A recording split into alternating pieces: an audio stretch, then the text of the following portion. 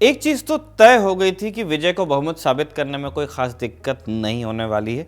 बस सबके मन में सवाल यही था कि एआईएडीएमके का कितना बड़ा हिस्सा टूटेगा और विजय के समर्थन में नजर आएगा। 12 मई को जहां एआईएडीएमके के सीवी शनमुगम और एसपी वेलुमणि हावी थे, आज यानी बहुमत परीक्षण की सुबह ई पलानीसामी ने बागी विधायकों को भी चेतावनी दी।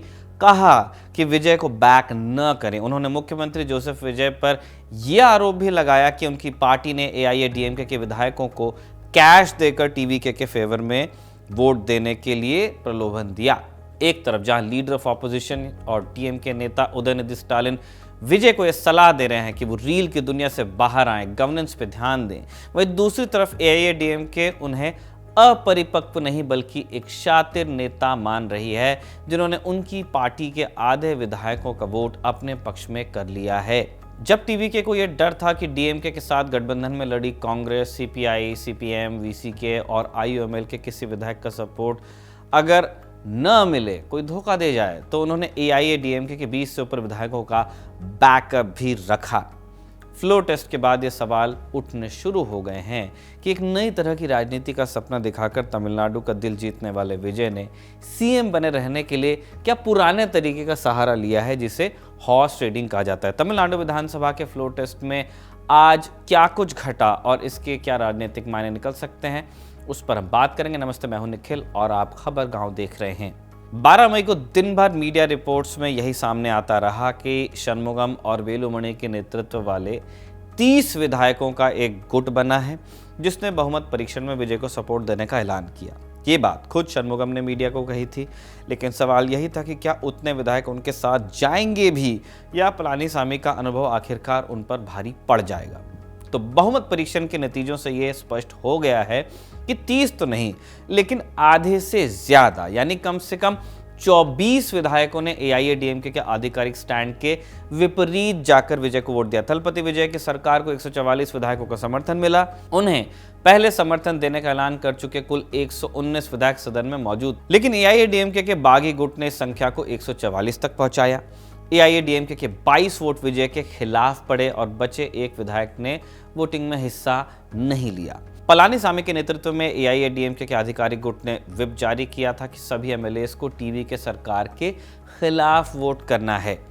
एआईएडीएमके ने साफ कहा था कि व्हिप का उल्लंघन करने वालों पर कानूनी कार्रवाई की जाएगी, यानी स्पीकर के पास डिस्क्वालिफिकेशन का नोटिस दिया जाएगा, आवेदन दिया जाएगा।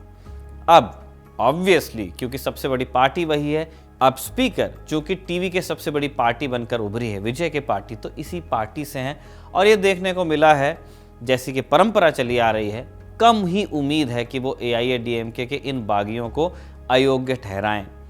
अगर ऐसा होता है तो उन विधायकों को अपनी सीट गंवानी पड़ सकती है।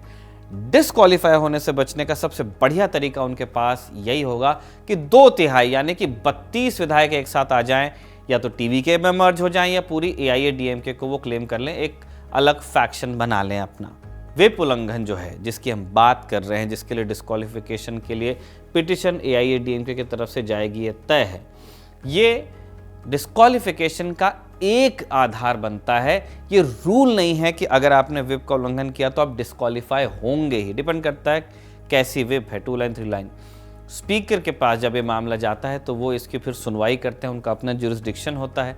विधायकों को नोटिस दिया जाता है, वो उस नोटिस का जवाब देते हैं, लेकिन स्पीकर अपना फैसला कब दें इसके लिए कोई फिक्स डेडलाइन नहीं। आपने देखा महाराष्ट्र में क्या हुआ। इसलिए राजनीतिक सुविधाओं के अनुसार या असुविधाओं के अनुसार मामले महीनों और सालों तक भी चलते हैं। हाँ, अगर पार्टी 15 दिन के अंदर खुद ही माफ कर दे तो मामला वहीं खत्म हो जाता है। ऐसा बताया जा रहा है कि इस मामले में पलानीसामी इन विधायकों को निलंबित या पार्टी से निष्कासित करने की कोशिश जरूर करेंगे। पहले ही ईपीएस गुट की तरफ से इस तरह की चेतावनी दी गई थी।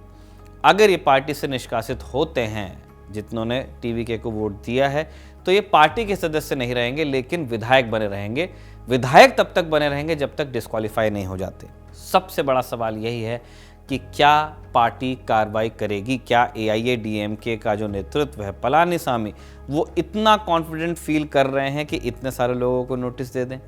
अगर ऐसा हो जाता है तो इसकी इंटेंसिटी बढ़ सकती है, जो टूट की इंटेंसिटी है, और बाकी विधायक और भी विधायकों को इन्फ्लुएंस करके 2/3 संख्या जुटाने की कोशिश में सफल भी हो सकते हैं।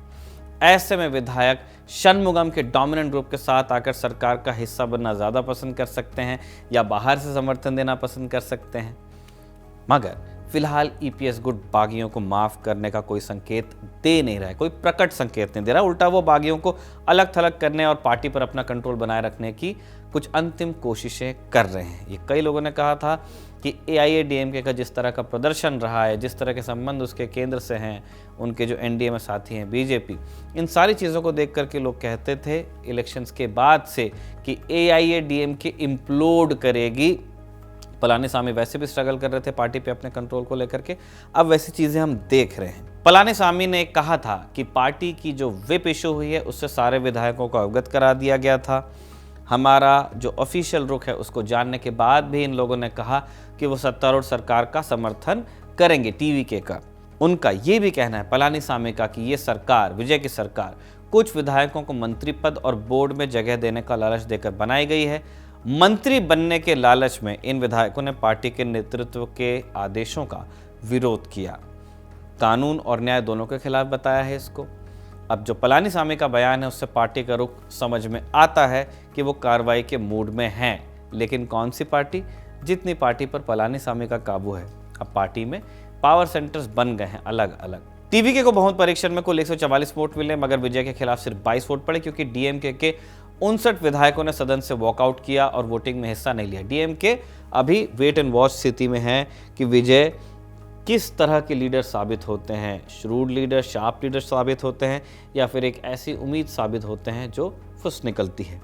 Leader of opposition Udhayanidhi Stalin ने कहा कि टीवीके को जनता का मैंडेट नहीं मिला है। तमिलनाडु के 65% वोटर्स ने उनके खिलाफ जाकर वोट किया, इसलिए बहुमत से दूर रहे विजय ने हॉर्स ट्रेडिंग के जरिए समर्थन जुटाया। पलानीसामी के अलावा इन्होंने भी कह दिया है, स्टालिन ने, उदयनिधि ने, कि हॉर्स ट्रेडिंग हुई है।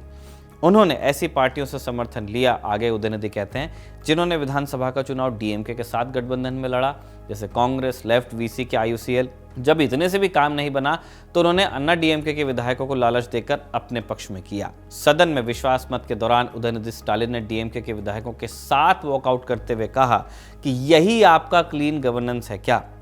एआईएडीएमके के बागी विधायकों के समर्थन पर उन्होंने पूछा कि जो कुछ हो रहा है वो परिवर्तन है या फिर सौदा है। उन्होंने इल्जाम लगाया कि टीवीके की सरकार डीएमके गठबंधन की पार्टियों के समर्थन से बनी है। ये पार्टियां राष्ट्रपति शासन रोकने के लिए टीवीके को समर्थन दे रही हैं, लेकिन वो अभी भी अपने पुराने गठबंधन में ही हैं। तो ये था अपडेट तमिलनाडु से आया। हमने आपको बताया कि फ्लोर टेस्ट के दौरान क्या कुछ वहाँ पे देखने को मिला। आने वाले समय में जो अपडेट्स वहाँ से आते हैं वो भी आपको खबरगांव पर देखने को मिलेंगे। उन सबको अगर आप देखना चाहते हैं तो बने रहिए खबरगांव के साथ।